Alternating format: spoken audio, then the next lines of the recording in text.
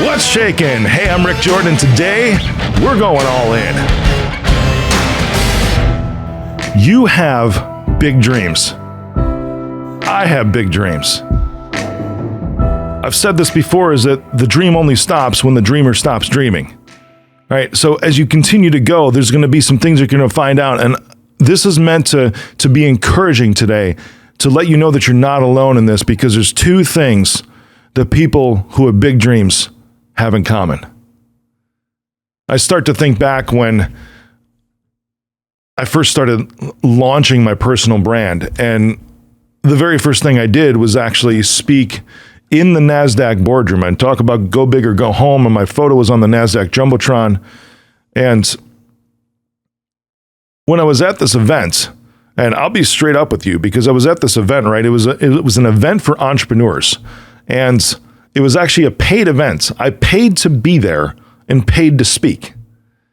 And I'm in this event. Think of like a mastermind, right? There's a lot of masterminds that are like this, and I've been a part of other ones too, but you pay to be a part of this group, and then you also get to speak too. And of course, business comes out of it, but some pretty cool stuff comes out of it, like recognition and collateral for your brand and photos, videos, all of that. And I decided to launch this, and I went through preparing my talk, and I got very vulnerable with my talk about a situation that took place when I was in my teens. And I had this big dream at the time. It's like, you know what? Because I had just come out of being really sick a couple years earlier, and I was like, you know what? I don't want a lifestyle business anymore. I was actually pretty comfortable financially. Everything was great, providing for my family, had more money than what I needed. Things were phenomenal, had some great amount of cash stored up in the bank for the business. Everything was great. And I'm like, this I'm still not fulfilled, because at the time I was still only taking home like maybe $150K a year. I was providing for my needs, like I was saying, something like that, or meaning around that amount. And as I'm going through this, I'm like, you know what, there's got to be more, because I don't want this to just impact 10 people or a dozen people, or 30 clients or 40 clients or 50 clients. I really want to do something that has huge, if not nationwide, worldwide impact. And then I started thinking about ways on how to do that, because it's something that's always been in my heart. I mean, even back in the days of the church world that I lived in, where I was a pastor and a worship leader. I mean, the bigger the crowd, the better. And it wasn't because of ego. It's just, I would look out and I would see in this sea of people, one of the biggest crowds I played to was huge, a couple thousand people. And I'm looking out, and it's like, man, I'm able to touch each and every single one of their lives right now. And now that's the same thing with this show, with All In, is that I'm able to touch hundreds of thousands and millions of lives over the course of this show across the world. And I keep getting these notifications that I'm now, inching up the charts in different types of charts and all this, and the emails come in, and then you see where the rank is on listen notes. And I'm grateful as I see these things, because I start to underestimate the impact of what I'm doing. And the point is because I'm actually not focused on trying to build up the numbers. And that's the thing, is that I'm not focused on the amount of numbers. I'm just focused on bringing the best that I possibly can to everybody. And I know that when I do that, because of the size of my dream, that it's all just going to mesh up. It's karma, or whatever else you want to call it. It just is what it is. And then you start to be able to see that you're actually right in the middle of what you were dreaming of. And then what's awesome is that your dream starts to get bigger and bigger and bigger and bigger as you start to see things there. And you're like, man, I really was thinking small. I still think that every week, every month. It's like, I really was thinking small after I get some of these notifications about these things and the level of impact that I'm able to make. It's really enriching for my soul to be able to do what I'm doing. And it's really hard work too, to be able to do what I'm doing. Big dreams take big work. As I look back at that day back at NASDAQ, and I started to tell people about my vision, right? Being the first publicly held managed service provider, and speaking all over the place, and launching a podcast and a personal brand, and being really the only person who owns an MSP that goes on nationwide and worldwide media, right? On TV, on other podcasts, on other huge podcasts. And I've done all that. But when I first started talking about this, that first thing that people who have big dreams all have in common is that I got laughed at. Like, no joke, people would laugh at me. So the first thing that people who have big dreams all have in common is they get laughed at.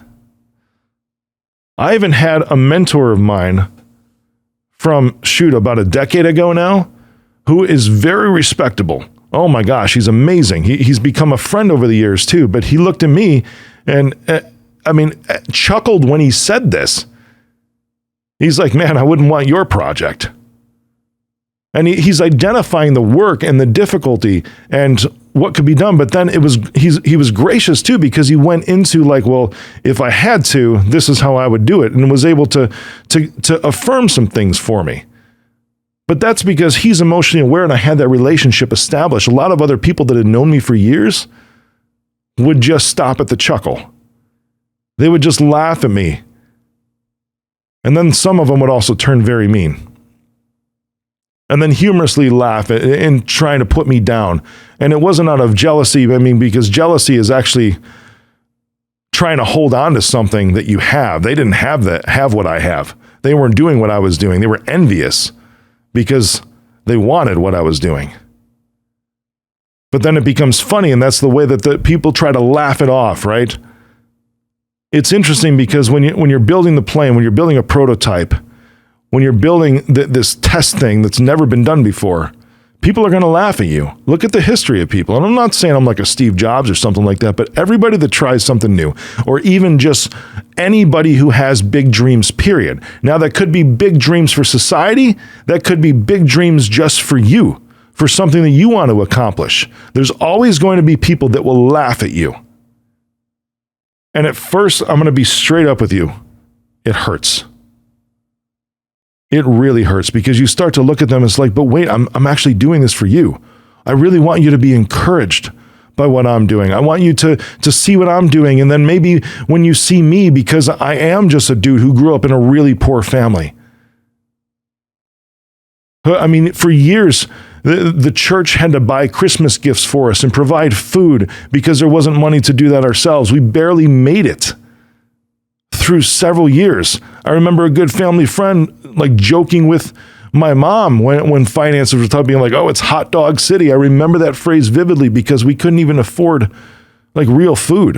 It was like spaghetti and not even meat, spaghetti and the sauce and some frozen meals. Canned vegetables. That's how I grew up.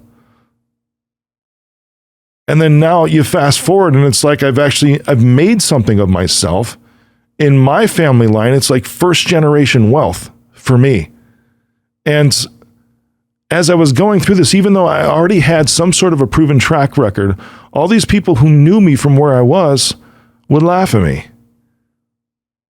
Or all these people who are in my industry that were looking at what I was doing, that it was new for my industry, they would laugh. Just because they couldn't see past where they were. Not past where I was, but past where they were. That's why I'm saying it hurts. And it's okay, because years later, you'll feel that, right? You'll feel that in the moments. Years later, you'll start to have compassion for them, because this goes into the second thing that people who have big dreams all have in common. They don't care. The first thing is that they get laughed at, and the second is they don't care.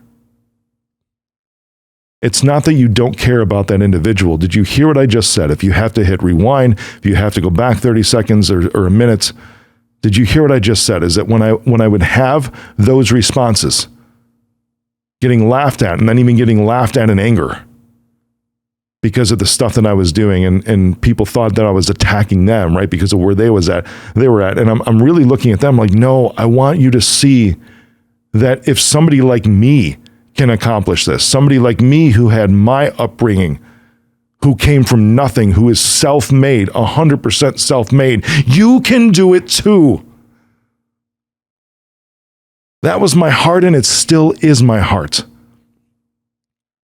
So it's not that I didn't care about them. I just didn't care about their projected emotions on me. I didn't care how they felt about me. I cared about how they felt about themselves, about their own limitation, because that's really what was going on. I cared tremendously, still do care tremendously about how they feel about themselves, because I want what I do to be just a template, if you want to say a role model, just a path forward to where they can see if Rick can do it, well, that means I can too. If somebody like him, who had such a difficult upbringing that came from nothing, that is completely self-made, can do it, then you know what? Maybe I can too. I didn't even have it half as bad as him. That's where I'm saying I didn't care. I didn't care about how they felt about me. I cared about how they felt about themselves. That's the only way to move forward. So when you hear this, and when I'm saying it hurts, it's going to hurt, because these are people that you might have known for a long time. They're people that maybe you even submitted yourself to as a student or an apprentice, or as a mentee to a mentor or a coach, or even to a religious leader, or even to a parent, even to a spouse. And they start to laugh at you because you've got this really big dream. They're going to laugh at you, but you're not going to care. That's how you continue to move forward. And you know, at some point in time, hopefully, they turn around. Some of them won't, but some of them will. They'll start to see it, and at that point in time, those same people will be like, see, I knew you could do it. No, you didn't. It's okay. Take it with grace. Take it with compassion, because it makes them feel better, because they recognize that they were wrong. That's all it is, and that's still caring about how they feel about themselves. That's your compassion, that's your empathy. But never, ever care about how they feel about you when it comes to your dream. Keep dreaming.